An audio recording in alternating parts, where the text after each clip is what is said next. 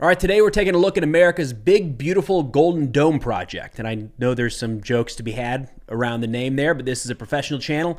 We're above that. China threatened war with the United States, so we're going to take a look at what we're doing to prepare for that possibility. And an Islamic State terrorist with American blood on his hands has finally been brought to justice.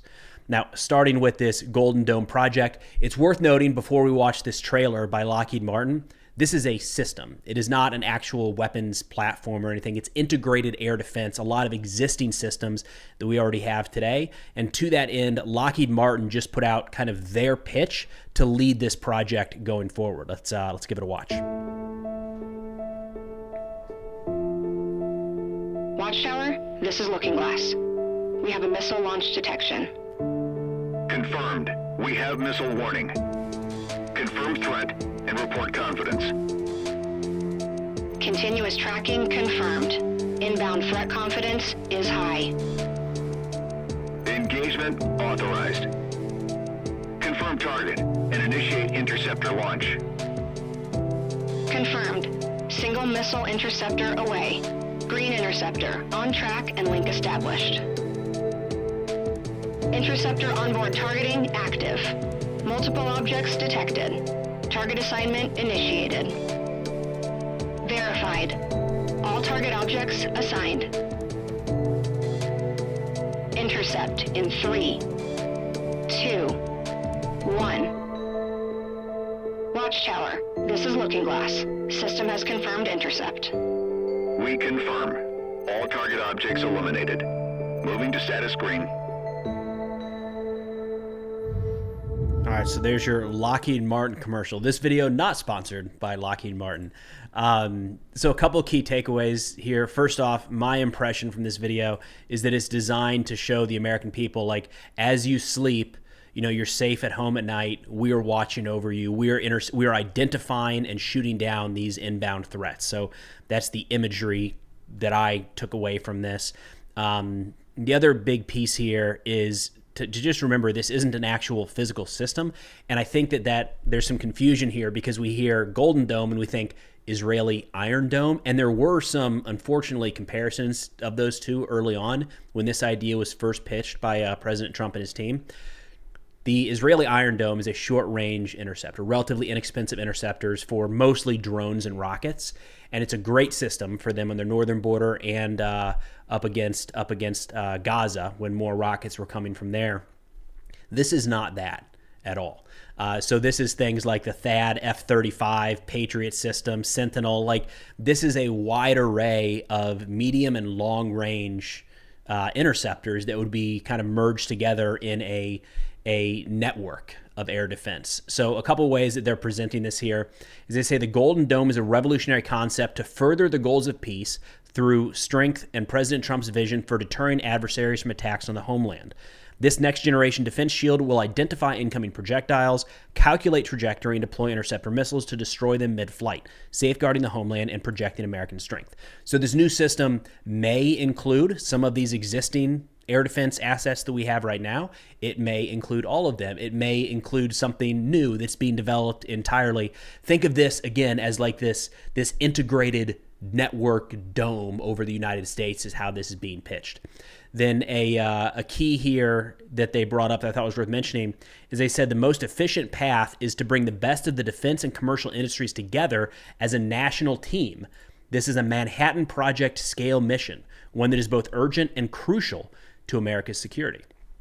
Look, it'd be interesting to see what that would do if we actually were able to bring that together, leaders in the defense and the commercial space to work towards something like this in an efficient manner, right? Usually we tend to overspend on things drastically, but this is a big program. It's a big ask. And right now we've got, at the very least, Lockheed Martin throwing their hat in the ring saying, we'll do it, or we'll lead that project. Now, sticking on the domestic side here, the Department of Defense just announced a few days ago that they're sending an additional 3,000 troops to the southern border with Mexico. This, again, public information on the DoD website. They said they're sending 3,000 more active duty troops as part of a Stryker Brigade combat team and a General Aviation Support Battalion. These forces are going to be helping to secure the nearly 2,000-mile border in the coming weeks. Now, that's a big stretch of territory. And in recent days, we've heard the Secretary Hegseth talk about how he has the directive from President Trump to achieve control over the entire border, which, kind of hints at the fact that we do not have that right now. And I think that's safe to say, just given the size of the border and the personnel and the assets that we have there. There's just no way we've been watching the entire thing 24/7. So that's the direction it appears that the Defense Department is heading in their support for other agencies at the border. Right now, there's around 9,200 troops currently at the border, split between federal and state with the National Guard. This additional 3,000 will bring that total north of 12,000 total U.S. troops currently deployed to our southern border. Now, again, this southern border, the security along the southern border has clearly been a priority for not just President Trump, but also for the U.S. Department of Defense. Just yesterday, kind of highlighting that, Secretary Hegseth visited the border and the troops down there, along with Vice President Vance and DNI Tulsi Gabbard. Now, sticking with Secretary Hegseth here, I wanted to go over a couple statements he made on recent news shows regarding the current threat that China just made, and then another we're going to get into some recruiting efforts currently underway. But let's start with this threat from China. As the speech wrapped up last night, this was posted by the Chinese embassy. Quote, "If war is what the U.S. wants, be it a tariff war, a trade war, or any other type of war, we're ready to fight till the end." As Secretary of Defense, how do you take that? Well, we're prepared. Those who long for peace must prepare for war. That's why we're rebuilding our military. That's why we're reestablishing deterrence and the warrior ethos, is because we live in a dangerous world with powerful ascendant countries with very different ideologies. You mentioned defense spending. They're rapidly increasing their defense spending. Modern technology. They want to supplant the United States.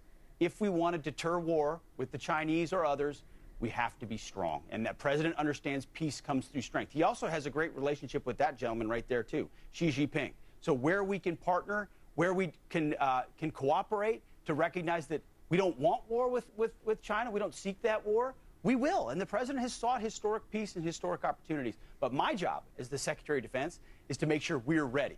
We need the defense spending, the capabilities, the weapons, and the posture in the Indo-Pacific, which is something we're very much focusing on. China.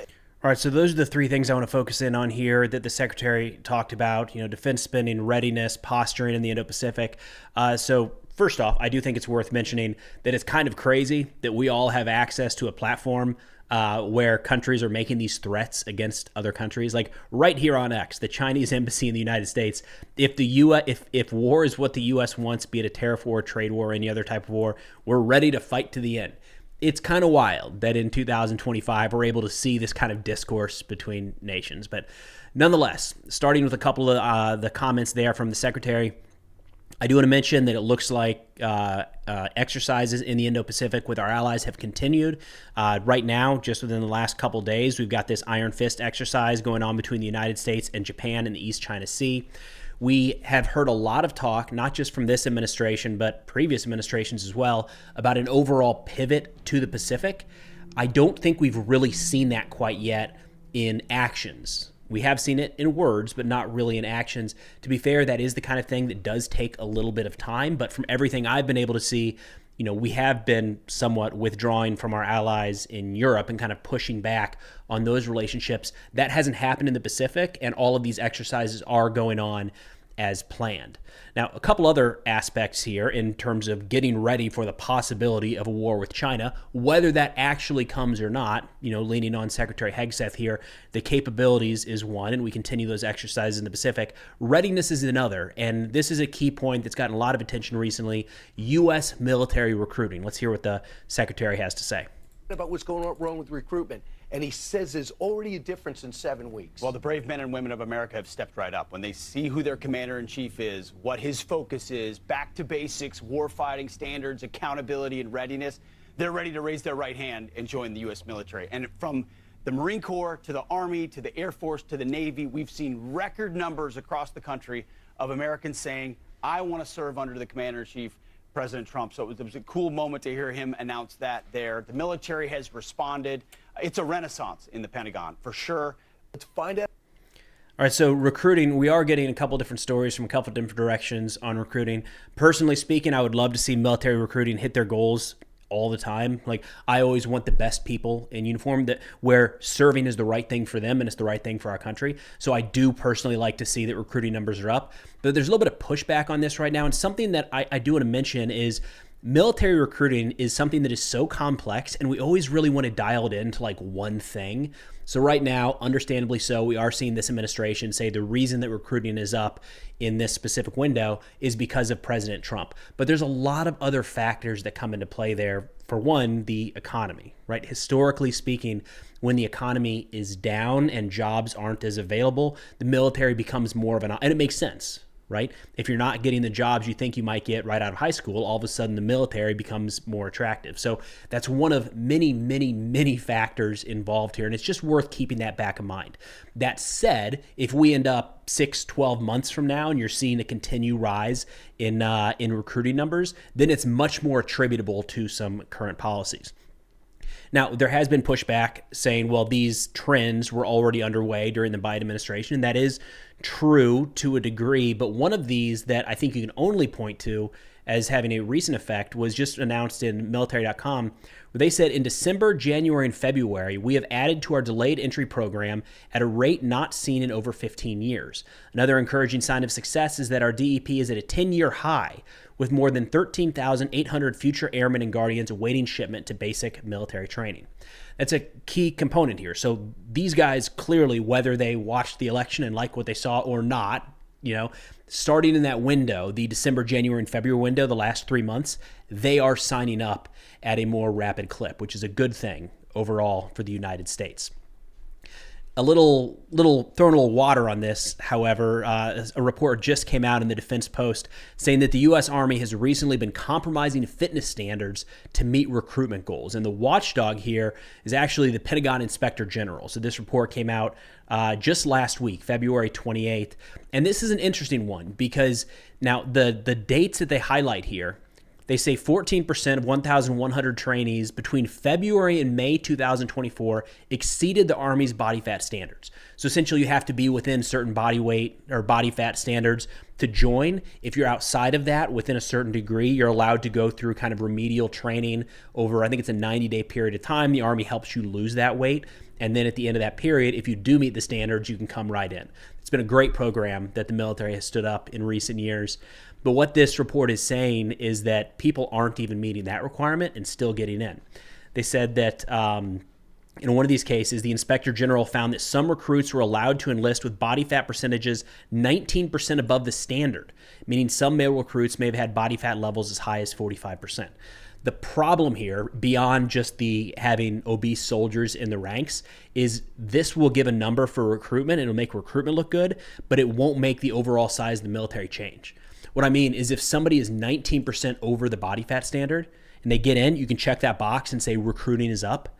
But when they get to their unit, they're immediately going to be flagged. And if they can't lose that weight rapidly, they're going to be kicked out of the military. So great, we checked a box for recruiting, but it doesn't actually translate to additional soldiers in the force. Not to mention, if they do get out there in that time between actually getting to their unit or graduating basic training and the time they get kicked out for failing to meet height weight standards, in that time, they could be a burden to their unit if they're not able to, no pun intended, carry their weight in the organization. Now, this is a study that was done, back in February and May, so before this most recent election took place. So this is not necessarily an indication of a new policy that's changed. But again, if they're grabbing a certain period of time inside of a year ago, you can expect that stuff was largely continuing until a report like this came out, and hopefully people are looking into it and shutting this down, getting us back on track. Now, the other aspect here in terms of preparing for any future war, to include one with China, is the military budget, and is our spending in the right place. And just this week, a couple days ago, the initial Department of Government Efficiency, DOGE, rolled out their first findings from the Pentagon. It's a thing. I saw a lot of different reactions here. $80 million in the Pentagon budget is like less than a rounding error, but it's still money. And we can't if we write off all of the rounding errors, what's the old saying? Ounces equal pounds. Right? If you write off all the ounces because they're just ounces, eventually you end up with a lot of extra pounds in your rucksack, was always the terminology there. So $80 million found in the first push through Doge. So what they're trying to do is identify any wasteful spending. According to the release here on the Defense Department website, they're trying to find things that do not align with the Secretary's top priorities. So he said the priorities include reviving the warrior ethos and restoring trust in the military, rebuilding the military by matching threats capabilities to capabilities, and reestablishing deterrence by defending the homeland. So the first few that they talked about here as being cut or identified, kind of suggesting they are going to be cut, is $1.9 million for holistic diversity, equity, and inclusion transformation and training, $6 million to the University of Montana to strengthen American democracy and bridging divides, $3.5 million to the Defense Human Resources Activity to support DEI groups, and $1.6 million to the University of Florida to study the social and institutional detriments of vulnerability and resistance to climate hazards in the African Sahel. Couple thoughts here. Some of these, like, yes, I am 100% on board with finding inefficiencies and removing those inefficiencies and putting those funds toward things that actually help the Defense Department do what they're supposed to do. 100%. I do think there's some of these, like the one that stood out to me was $6 million to the University of Montana to strengthen American democracy by bridging divides. That's like soft power. Like, that to me is probably a good thing if it's done well. I don't know if it necessarily needs to fall under the Defense Department. That feels a little more statey to me, or USAID, RIP. Could have been something for that organization. But it'll be interesting to see if these things are just removed entirely, or if some of this more soft power stuff is shifted over to different entities. But this Doge-Pentagon battle will be something to watch, because we're kind of hearing mixed signals. We need to increase defense spending in certain ways. Again, we're talking about this golden dome for America. That ain't going to be cheap. But at the same time, going through and finding inefficiencies. So again, hopefully those inefficiencies are removed. That money is reallocated in ways that better strengthen America's defense. Now, shifting over to the Middle East, we've got the Houthis. For anybody who remembers that organization, they just shot down another U.S. Reaper drone the other day. I think this is like number 15. So this is straight from one of the Houthi Telegram channels here, where they showed footage from one of their air defense systems identifying, engaging, and shooting down an MQ-9 Reaper. It's blurry, it's sketchy, I got it. We actually haven't seen footage of the destroyed Reaper on the ground yet. They have shown that in the past. It's possible that this was shot down over the sea. I did hear a lot of skepticism of people saying, do we even know that's what it was? And to be fair, the Houthis actually have been pretty consistent in their reporting. That not when they talk about destroying American aircraft carriers, that's been just completely fanciful. But when it comes to shooting down drones, they've actually been able to line those up with reality pretty closely. So they shot something down, I think is safe to say. Now, the attacks in the Red Sea and the Gulf of Aden kind of leading to this have just about completely stopped, like entirely. This is a tracker here from ACLED. No attacks in February, no attacks in January, no attacks in December. You got to go back to November before there was even a few attacks against commercial shipping and military vessels. They have fired the occasional, they just shot down a Reaper. They have fired the occasional surface air missile at aircraft operating overhead, military aircraft operating overhead. But by and large, the attacks on commercial shipping have pretty well stopped. Now, this map will be available in the description below if you want to check that out. Pretty cool tool they've put together here. But nonetheless, the Houthis are still doing Houthi things. So just the other day, in line with one of President Trump's first executive orders, they were redesignated as a foreign terrorist organization. Now, we've talked about this before. The Biden administration did label them the Trump administration labeled them an FTO. Then the Biden administration removed that designation with the hopes that, like, hey, maybe they'll come to the table and they'll stop doing terroristy things, and they'll, maybe this will be an incentive. It was a carrot instead of a stick. That clearly didn't work, and the Houthis are a terrorist organization. This is the list that they belong on. So they were just formally re-added by the Trump administration to that list. One of the things it does, and it's not just a label for label's sake, it actually provides a lot of resources that allows the United States to go after organizations like the Houthis, or Ansar Allah, for what it's worth. When you see that terminology, Ansar Allah is another name for the Houthis. So one of those is Treasury. And the Treasury wasted no time in saying that they were laying sanctions on the organizations supporting the Houthis and the individuals within the organization.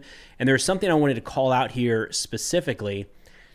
where they said that Houthi leaders have devised numerous revenue-generating schemes to enable their attack campaign, often at the expense of Yemen's most vulnerable populations.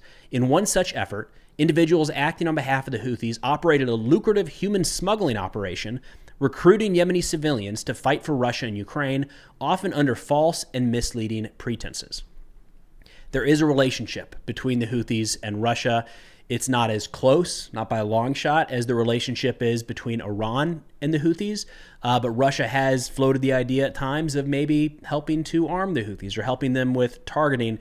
And there's long been stories and reports of Yemenis being smuggled, just like this report says, into Russia to fight on the Russian side against Ukraine. So starting to see more action taken against the Houthis. No direct military action, I believe, since the Trump administration has come in. There might have been one wave of airstrikes, but nothing major, nothing like overly, nothing that really stands out. We'll wait and see if they decide to take that approach. I still feel like that's probably very much on the table.